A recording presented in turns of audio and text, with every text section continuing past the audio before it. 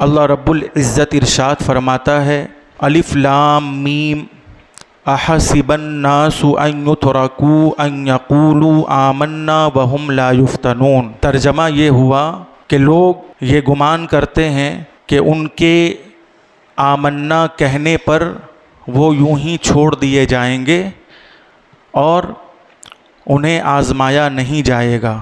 تو ہرگز یہ گمان باطل ہے، یہ گمان غلط ہے، اس لیے کہ بڑے بڑے انبیاء کرام آزمائے گئے ہیں، صحابہ آزمائے گئے ہیں، اہل بیت آزمائے گئے ہیں، اور جتنے بھی اہل ایمان گزرے ہیں وہ سب کے سب آزمائے گئے ہیں۔ تو اس دور کے مسلمانوں کو بھی آزمایا جائے گا۔ تو قرآن نے صاف لفظوں میں کہہ دیا ہے کہ اگر آپ واقعی مومن ہیں اور ایمان کا دعویٰ ہے اور ایمان لے آئے ہیں تو اللہ کی بارگاہ میں آزمائش کے لیے تیار رہیں۔ آپ آزمائے جائیں گے، ظالم حکمراں کے ظلم سے آزمائے جائیں گے، آپ آزمائے جائیں گے، کبھی آپ کے دلوں میں دشمنوں کا خوف ڈال دیا جائے گا، دشمنوں کا ڈر ڈال دیا جائے گا اور آپ آزمائے جائیں گے، آپ آزمائے جائیں گے، کبھی آپ کے دلوں میں بزدلی اور ڈر اور خوف اور وحشت کا ماحول پیدا کر دیا جائے گا، آپ اس طور پر آزمائے جائیں گے۔ تو غرض یہ ہے کہ اسلام لانے والے اور اسلام کو ماننے والے ہر دور میں آزمائے گئے ہیں۔ اس وقت ملک کے حالات خراب ہیں اور یہ آپ کے سامنے ہیں، کوئی ڈھکی چھپی باتیں نہیں ہیں۔ آئے دن ملک میں اسلام کو، مسلمانوں کو نشانہ بنایا جا رہا ہے۔ کبھی لاؤڈ اسپیکر پر اذان دینے پر پابندی کی جا رہی ہے، کبھی عورتوں کے حجاب پر روک لگایا جا رہا ہے، کبھی کھلے عام سڑکوں پر نماز جمعہ، نماز عیدین کرنے پر منع کیا جا رہا ہے، کبھی مسلمانوں کے گھر پر بلڈوزر چلا دیا جا رہا ہے، کبھی مسلمانوں کی عقیدت اور مسلمانوں کی محبت کو مجروح کیا جا رہا ہے۔ تو غرض کہ اس ملک میں اسلام لانا اور اسلام پر عمل کرنا اور اسلام کے مطابق زندگی گزارنا مسلمانوں کے لیے مشکل ہو گیا ہے۔ اور ایسا نہیں ہے کہ یہ آج کے مسلمانوں کے ساتھ اس طرح کی آزمائش ہو رہی ہے، بلکہ آپ تاریخ کا مطالعہ کریں، تاریخ اسلام پڑھیں تو ہر دور میں اہل اسلام آزمائے گئے ہیں۔ اسی کو قرآن نے کہا، 20واں پارہ ہے، سورہ عنکبوت کی بالکل پہلی آیت ہے کہ احسب الناس۔ یہاں احسب الناس میں جو حمزہ ہے یہ حمزہ استفہامی نہیں ہے بلکہ حمزہ انکاری ہے۔ حمزہ استفہامی کا مطلب یہ سوال نہیں ہے کہ کیا لوگ یہ گمان کرتے ہیں کہ انہیں آمنا کہنے پر، ایمان کا دعویٰ کرنے پر وہ یوں ہی بخش دیے جائیں گے اور ان کے ایمان کو آزمایا نہیں جائے گا، ان کے دین کو آزمایا نہیں جائے گا۔ تو یہ سوالیہ نہیں ہے، یہ انکاری ہے، یہ حمزہ انکاری ہے، یعنی ایسا ہرگز نہیں ہو سکتا ہے کہ جو ایمان لائے اور آزمایا نہ جائے، یہ ایسا ہرگز نہیں ہو سکتا۔ یہ قرآن ہے، ٹھیک ہے نا، یہ سوال نہیں ہے، یہ انکار ہے۔ جیسے مثال کے طور پہ قرآن پاک میں ایک جگہ ہے قُلْ هَلْ يَسْتَوِي الَّذِينَ يَعْلَمُونَ وَالَّذِينَ لَا يَعْلَمُونَ۔ اے محبوب آپ فرما دے کیا عالم اور غیر عالم، جانکار اور ان پڑھ دونوں برابر ہو سکتے ہیں؟ تو یہ سوال نہیں ہے، یہ انکار ہے کہ ہرگز نہیں ہو سکتے ہیں۔ بولیے، قرآن سمجھیے، درس قرآن کا یہ موقع ہے، یہ جمعہ کے دن یہ آدھے گھنٹے، یہ 15 منٹ کا جو وقت ملتا ہے آپ کو سننے کا اور ہمیں سنانے کا، تو اس موقع پر ہمیں قرآن کا درس، حدیث کا درس دینا زیادہ ضروری ہے، ورنہ موقع کہاں؟ لوگ عشاء پڑھتے ہیں نکل جاتے ہیں، مغرب پڑھتے ہیں نکل جاتے ہیں، جمعہ پڑھتے ہیں نکل جاتے ہیں، موقع کہاں؟ یہ موقع، اس موقع کو آپ غنیمت جانیں اور درس قرآن کے طور پر سمجھیں۔ میں درس قرآن دے رہا ہوں آپ کو کہ قرآن کا مجاز سمجھے، کہ قرآن جہاں سوالیہ نشان لگاتا ہے تو وہاں صرف سوال نہیں ہوتا بلکہ سوال کے پردے میں انکار بھی ہے۔ بولیے کیا ہے؟ انکار ہے کہ نہیں، ہرگز ایسا ہو ہی نہیں سکتا کہ جو ایمان لائے اور بخشا جائے، وہ آزمایا جائے گا۔ کبھی کاروبار سے آزمایا جائے گا، کبھی اولاد سے آزمایا جائے گا، کبھی مال سے آزمایا جائے گا، کبھی ملک کے حالات سے، بولیے سب مل کر، آپ بھی بولیں ہم بھی، کبھی ملک کے حالات سے آزمایا جائے گا، کبھی ظالم حکمراں کے ظلم سے آزمایا جائے گا، کبھی خوف اور دہشت سے آزمایا جائے گا۔ تو اگر آپ اہل ایمان ہیں، مومن ہیں، اہل اسلام ہیں اور اسلام کا درد ہے، پیغمبر اسلام کی محبت ہے، تو آپ آزمائش کے لیے ہر موڑ پر کھڑے اتریں اور تیار رہیں، کیونکہ ہر زمانے میں اہل اسلام آزمائے گئے ہیں، تو اس زمانے کے مسلمان بھی آزمائے جائیں گے۔ تو بات تو صاف ہو گئی کہ اب کوئی اپنے دل میں یہ وسوسہ نہ لائے، اب کوئی اپنے دل میں یہ وسوسہ نہ لائے کہ شاید ہمارا اسلام کمزور ہوگا۔ نہیں، آپ کا اسلام مضبوط ہے، اس لیے آپ آزمائے جا رہے ہیں۔ بولیے سب مل کر، آپ کا ایمان مستحکم ہے، آپ کے دل میں حضور کی محبت ہے، آپ صحابہ کرام کے راستے پر چلنے والے لوگ ہیں، آپ اہل بیت اطہار سے عقیدت رکھنے والے لوگ ہیں، پنجتن آپ کے ساتھ، اہل بیت اطہار کی عقیدت آپ کے ساتھ، غوث و خواجہ آپ کے ساتھ، مخدوم و وارث آپ کے ساتھ، رضا آپ کے ساتھ، تو ظاہر سی بات ہے کہ آپ کا ایمان اتنا مستحکم، اتنا مضبوط ہے کہ آپ کو اللہ آزما رہا ہے۔ تو دل میں وسوسہ نہ لائیں، اور پھر اسلام کے حوالے سے کوئی اپنے دل و دماغ میں کنفیوژن پیدا نہ کریں کہ ہو سکتا ہے اسلام معاذ اللہ ثم معاذ اللہ، جیسے کچے پکے مسلمان لوگ سوچتے ہیں کہ ہو سکتا ہے اسلام بڑا کمزور مذہب ہو، اسی لیے مسلمان بھی کمزور ہے۔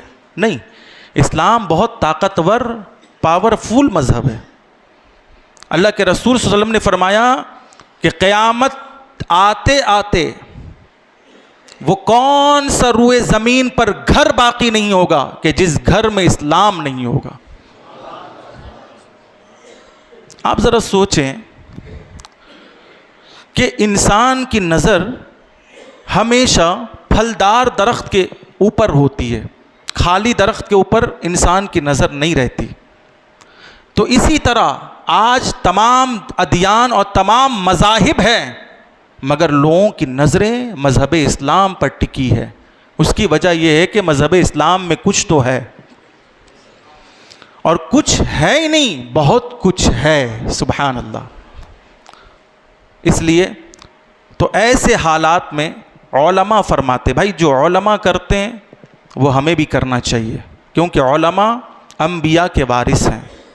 انما العلماء ورثۃ الانبیاء۔ قیامت کی نشانیوں میں سے یہ بھی ہے کہ علم اٹھا لیا جائے گا۔ علم اٹھا لینے کا مطلب علماء اٹھا لیے جائیں گے۔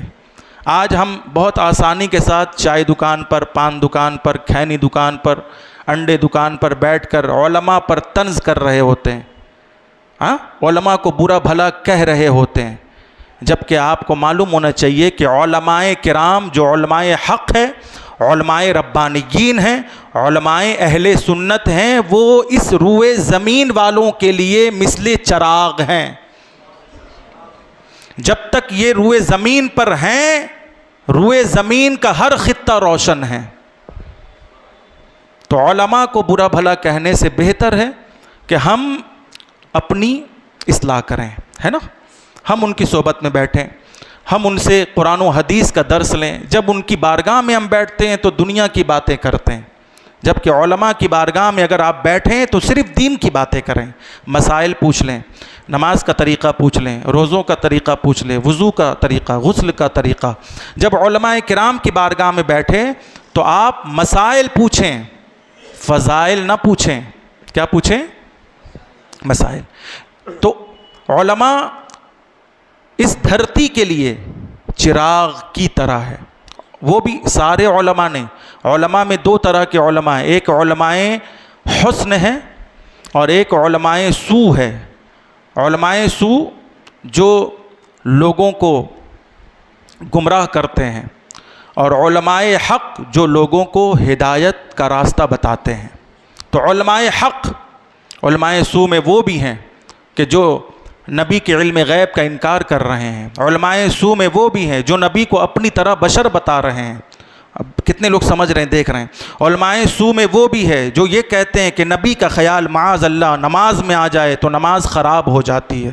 بھائی ہمارا تو عقیدہ یہ ہے کہ نبی کا خیال نماز میں آ جائے تو خراب ہونے والی نماز بھی صحیح ہو جاتی ہے۔ تو علماء سو، اب بات سمجھ رہے ہیں نا آپ، ہر زمانے میں علماء سو رہے ہیں، جنہوں نے صحابہ سے اختلاف کیا، علماء سو، جنہوں نے اہل بیت سے اختلاف کیا، علماء سو، جنہوں نے غوث و خواجہ سے اختلاف کیا، علماء سو، جنہوں نے مخدوم و وارث اور رضا سے اختلاف کیا، علماء سو، جنہوں نے اولیاء اللہ کا انکار کیا، جنہوں نے اولیاء اللہ کی بارگاہ میں گستاخی کی، وہ سب کیا ہیں؟ سب مل کر بولیے، علماء سو ہے۔ سو یعنی برے علماء، برے۔ ایسے لوگوں کی تقلید نہ کریں، ایسے لوگوں کی تقلید کریں گے تو آپ یا تو وہابی بنیں گے، دیوبندی بنیں گے، غدار صحابی بنیں گے، شیعہ بنیں گے، رافضی بنیں گے، لیکن سنی تو نہیں بنیں گے۔ تو علماء حق کی بات کر رہا ہوں، علماء حق جو صحابہ اہل بیت کا راستہ آپ کو دکھائیں، علماء حق جن کے ایک ہاتھ میں قرآن ہو، دوسرے ہاتھ میں اہل بیت کا دامن ہو، علماء حق جن کا راستہ سنت کا راستہ ہو، علماء حق جن کی تبلیغ دین ہو، علماء حق جن کا بیان اسلام ہو، ایسے ہوتے ہیں علماء حق۔ اور علماء حق جو حق بات کہنے پر کہیں بھی چوکتے نہیں ہیں، کوئی ایسی مجبوری انہیں جھکاتی نہیں ہے کہ وہ حق نہ کہیں، وہ ہر میدان میں، ہر پلیٹ فارم پر حق کہنے کے لیے سر بلند رکھتے ہیں اور حق کہہ جاتے ہیں۔ تو ایسے لوگ کیا ہوتے ہیں؟ علماء حق ہوتے ہیں۔ بھائی غوث پاک علماء حق میں ہیں، غریب نواز علماء حق میں ہیں، مخدوم پاک بولیے علماء حق میں۔ ایسا ہو ہی نہیں سکتا کہ کوئی اللہ کا ولی ہو اور وہ عالم نہ ہو۔ ایسا نہیں ہو سکتا کہ کوئی اللہ کا ولی ہو اور عالم نہ ہو، لیکن ایسا ہو سکتا ہے کہ کوئی عالم ہو اور اللہ کا ولی نہ ہو۔ ایسا ہو سکتا ہے نا؟ نہیں ہو سکتا۔ بات سمجھ میں نہیں آئی نا؟ یہی تو منطق ہے، یہی تو منطق ہے جو دماغ کو گھما دے۔ ایسا ہو نہیں سکتا، پھر سے میں دہرا رہا ہوں، ایسا ہو نہیں سکتا کہ کوئی اللہ کا ولی ہو اور عالم نہ ہو، لیکن ایسا ہو سکتا ہے کہ کوئی عالم ہو اور اللہ کا ولی۔ ایسا ہو سکتا ہے نا؟ ارے بولیے نا، دیکھیے سب ہو سکتا ہے ایسا۔ بھائی کتنے ایسے ہیں جو عالم ہیں لیکن ولی نہیں ہیں؟ یہی تو سمجھانا چاہ رہے ہیں، کوئی پہاڑ تھوڑی نہ سمجھا رہے ہیں آپ کو کہ نہیں سمجھ میں آ رہی بات۔ تو قرآن سمجھے بھائی، قرآن پڑھیں۔ قرآن صرف چومنے اور چاٹنے کے لیے نازل نہیں ہوا۔ ہاں، قرآن صرف اس لیے نازل نہیں ہوا کہ میاں بیوی میں جھگڑا ہو تو لاؤ قرآن کھاؤ قسم، اس لیے قرآن ہے۔ قرآن اس لیے نہیں ہے کہ مریضوں کی روح اٹکی ہو تو لاؤ حافظ جی کو بلاؤ، سورہ یاسین پڑھیں گے روح جلدی سے نکل جائے، اس لیے قرآن ہے۔ نہیں، قرآن پڑھنے کے لیے ہے، سبحان اللہ، قرآن پڑھانے کے لیے ہے، سبحان اللہ، قرآن سمجھنے کے لیے ہے، قرآن سمجھانے کے لیے ہے، قرآن کے مطابق زندگی گزارنے کے لیے ہے۔ جب کوئی بیمار ہو جائے تو قرآن سے شفا حاصل کرنے کے لیے ہے۔ بس قرآن سال بھر اوپر رہے گا طاق پر، ہر 6 مہینے پہ گرد و غبار اس کا جھاڑیں گے، لیکن ایک ورق پڑھنے کی توفیق نہیں ہوگی۔ کم سے کم ایک ورق، ایک صفحہ پڑھ لے قرآن، نہیں پڑھیں گے۔ سنیں، یہی قرآن کل قیامت کے دن آئے گا اور اللہ اس قرآن کو زبان عطا کرے گا، اور یہ اپنے پڑھنے والوں کے حق میں گواہی دے گا کہ اللہ یہ ہمیں پڑھتا تھا، یہ ہمیں سمجھتا تھا، یہ ہمارے مطابق زندگی گزارتا تھا، اللہ اسے بخش دے، تو اللہ اسے بخش دے گا، سبحان اللہ۔ اور جو قرآن نہیں پڑھتے ہیں، قرآن اس کے خلاف مقدمہ دائر کرے گا اللہ کی عدالت میں کہ اللہ یہ تو نہیں پڑھتا تھا، یہ تو عمل نہیں کرتا تھا۔ تو اس لیے بھائی قرآن پڑھیں، قرآن سنیں۔ قرآن کتنا اچھا لگ رہا ہے نا، قرآن ابھی میں آیت پڑھ رہا ہوں، اس کا ترجمہ کر رہا ہوں، پھر اس کی تشریح کر رہا ہوں، اچھا لگ رہا ہے نا، تو پڑھیے نا۔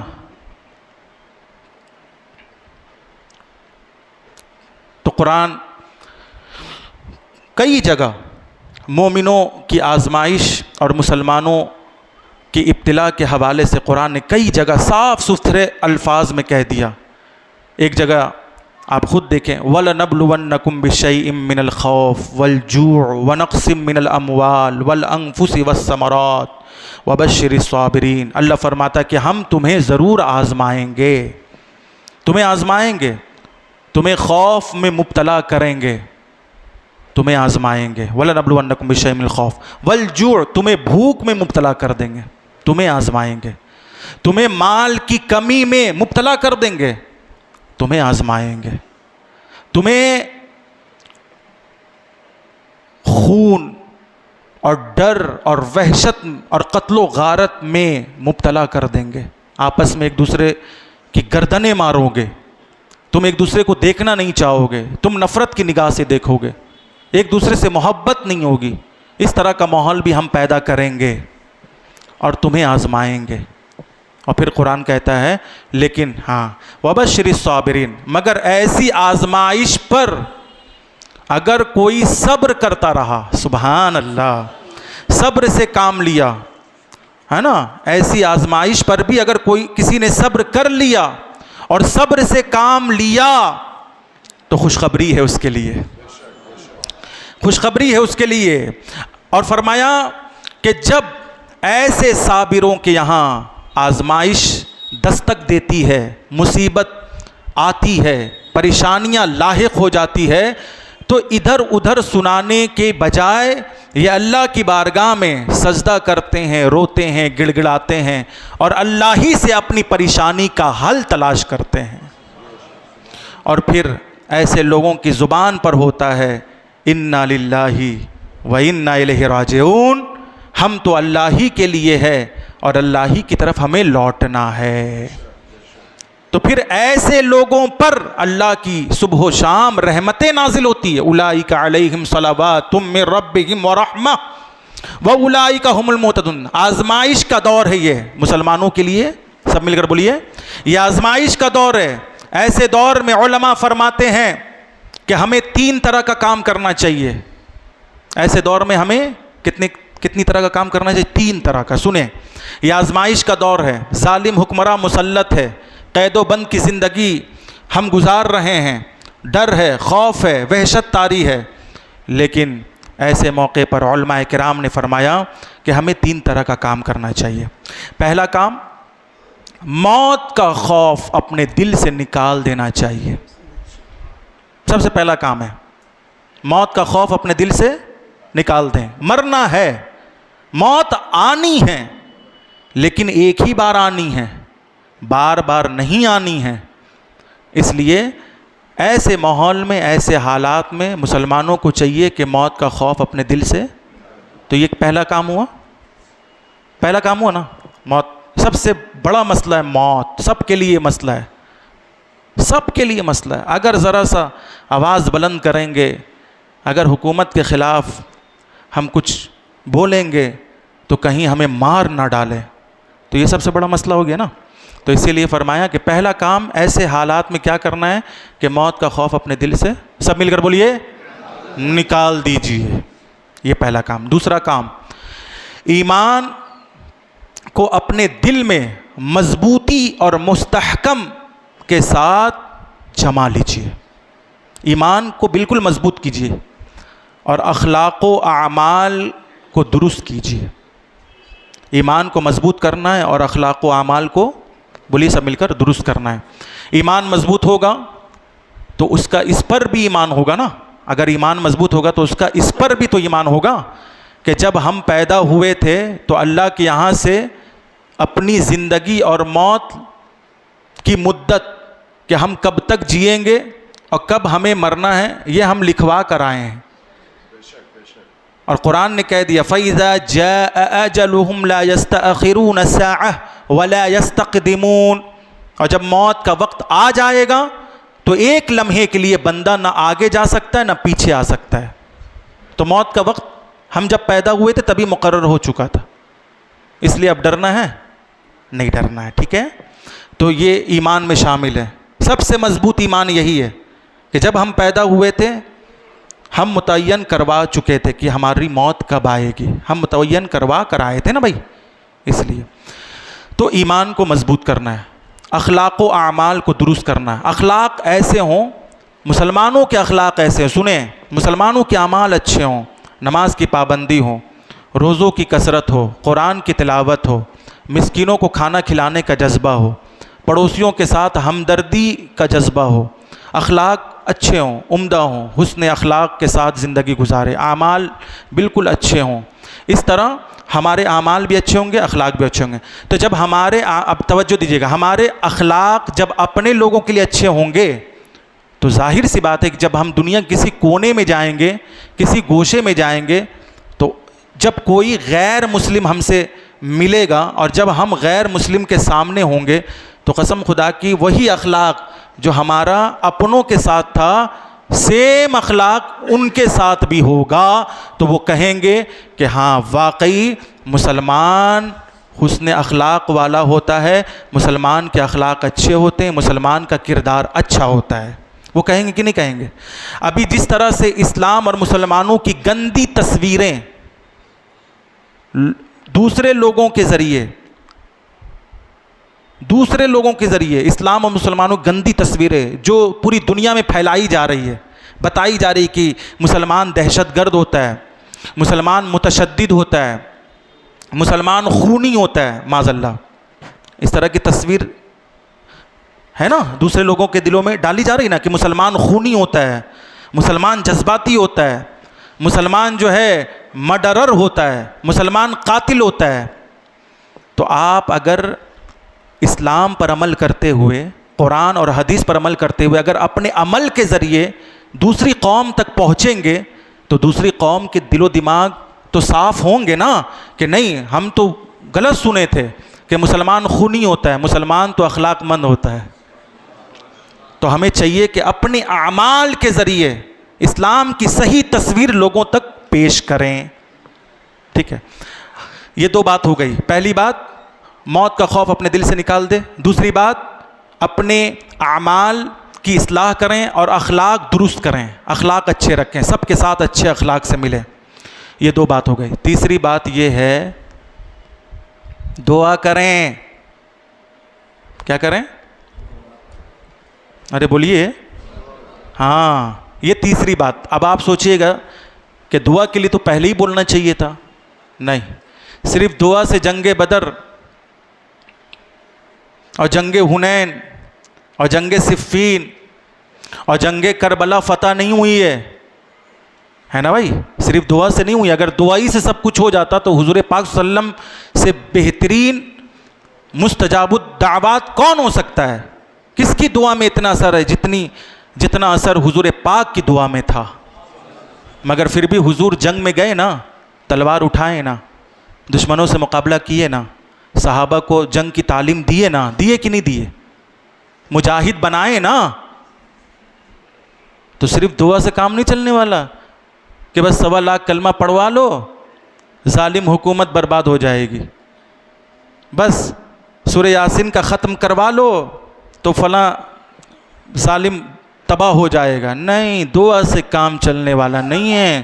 خود کو بدلیے، بعد میں دعا کیجیے. ٹھیک ہے؟ تو دعا بھی کریں آپ لوگ. اللہ بے شک دعا قبول کرنے والا ہے.